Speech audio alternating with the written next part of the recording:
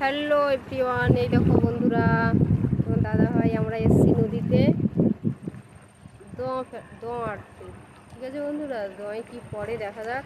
দোঁ ফেলানো হয়েছে, এই দাদা ভাই দোঁ ফেলছে নদীতে। এই নদী ঢেউ এসছে, দেখেছো? এই এই দেখো ট্রলার যাচ্ছে, মাছের ট্রলার।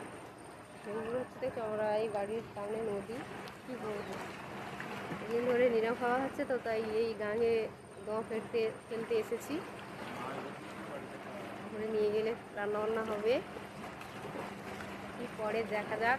সকাল তো এসছি, জালও নিয়ে এসছি, জালও দেবো। আমি দাদাভাই এসছি নদীতে মাছ ধরতে।